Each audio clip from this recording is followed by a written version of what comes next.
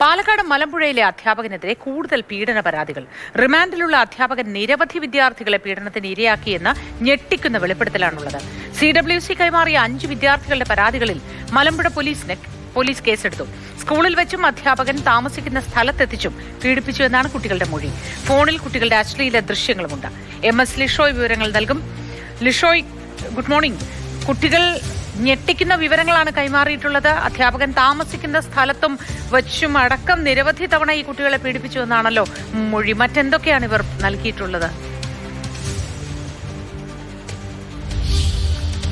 അതായത് ഈ സ്കൂളിൽ നടത്തിയ ഈ ഒരു സംഭവവുമായി ബന്ധപ്പെട്ട് പിന്നീട് ഈ ഒരു കേസുമായി ബന്ധപ്പെട്ട് അധ്യാപകൻ അറസ്റ്റിലായതിനെ തുടർന്ന് ഈ കുട്ടികളെ കൂടുതൽ പേരെ കൗൺസിലിങ്ങിന് വിധേയമാക്കി.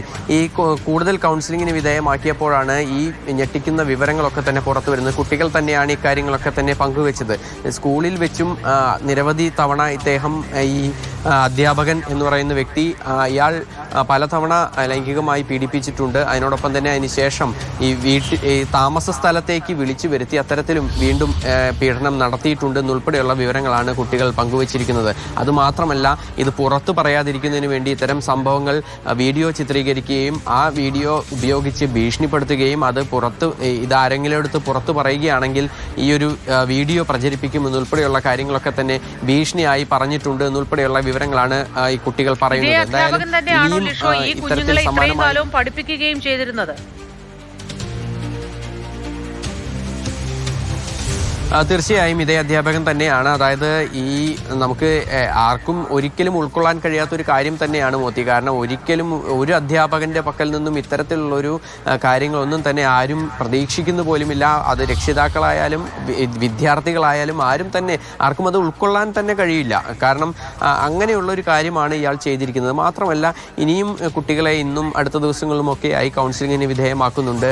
അത് ആ കൗൺസിലിങ്ങിന് ശേഷം ഇനി ഇയാളുടെ ക്രൂരകൃത്യങ്ങൾ മറ്റേതെങ്കിലും തരത്തിലുണ്ടോ എന്നുൾപ്പെടെയുള്ള കാര്യങ്ങളൊക്കെ തന്നെ കുട്ടികൾക്ക് എന്തെങ്കിലും പറയാനുണ്ടോ എന്നുൾപ്പെടെയുള്ള കാര്യങ്ങൾ ഇന്നും കൂടുതലായി കേൾക്കും എന്നുള്ളത് തന്നെയാണ്.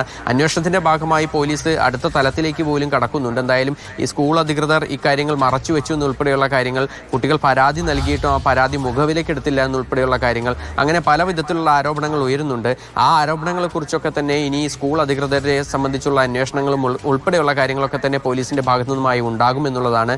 ഈ ഒരു കുറ്റകൃത്യം ചെയ്തത് മാത്രമല്ല, ആ കുറ്റകൃത്യം പരാതിപ്പെട്ടപ്പോൾ അതിൽ ഏതെങ്കിലും തരത്തിലുള്ള നടപടി എടുക്കാതെ അത് മറച്ചു വെച്ചതും അത് വലിയൊരു കുറ്റം തന്നെയാണ്.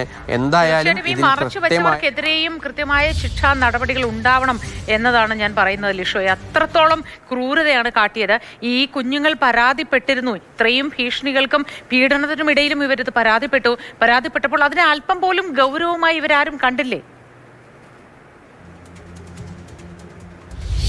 തീർച്ചയായും അത് തന്നെയാണ് ഈ സംഭവങ്ങളിൽ നിന്നൊക്കെ നമുക്ക് മനസ്സിലാകുന്നത്. ഏതെങ്കിലും തരത്തിൽ ഇത് ഗൗരവമായി കണ്ടിരുന്നുവെങ്കിൽ ഇത് ഒരു കാരണവശാലും ഇത്രയധികം കുട്ടികൾക്ക് ഇതേ സമാനമായ അനുഭവം നേരിടേണ്ടി വരില്ല എന്നുള്ളത് തന്നെയാണ്. സ്കൂൾ അധികൃതരുടെ ഭാഗത്തുനിന്ന് കൃത്യമായ നടപടി ഉണ്ടായിരുന്നെങ്കിൽ ഇയാൾ നേരത്തെ തന്നെ അകത്താകുമായിരുന്നു എന്നുള്ള കാര്യം സുനിശ്ചിതമാണ്. കാരണം അത്രത്തോളം ഒരു ക്രൂരമായൊരു കാര്യം തന്നെയാണ്, അല്ലെങ്കിൽ ഒരിക്കലും ഒരു അധ്യാപകൻ ചെയ്യാൻ പാടില്ലാത്തൊരു കാര്യമാണ് ഇയാൾ ചെയ്തിരിക്കുന്നത് എന്നുള്ളത് വ്യക്തമാണ്.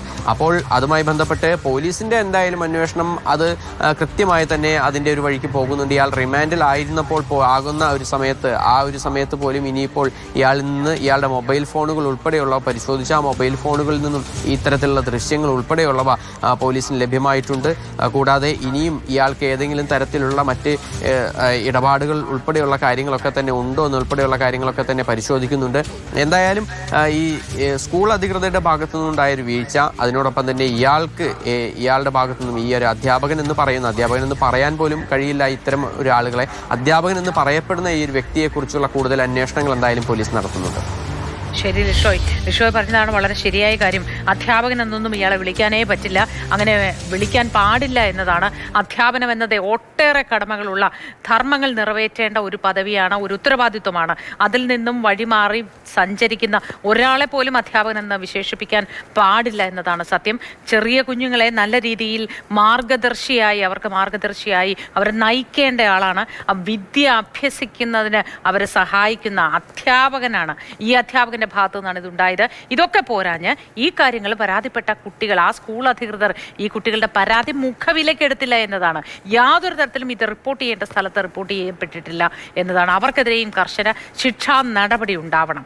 യാതൊരു സംശയം അക്കാര്യത്തിലില്ല. ഇനി ഒരിക്കലും ഇതൊന്നും ആവർത്തിക്കരുത് നമുക്കിടയിൽ, നമ്മുടെ സമൂഹത്തിൽ ഇത് ഉണ്ടാവരുത് എന്നതുകൊണ്ട് തന്നെ ഒരു സ്കൂൾ അധികൃതരുടെ ഭാഗത്തു നിന്ന് ഉണ്ടാവേണ്ടതാണോ ഇത് എന്ന് പ്രിയ പ്രേക്ഷകർ ഒന്ന് ചിന്തിച്ചു നോക്കൂ.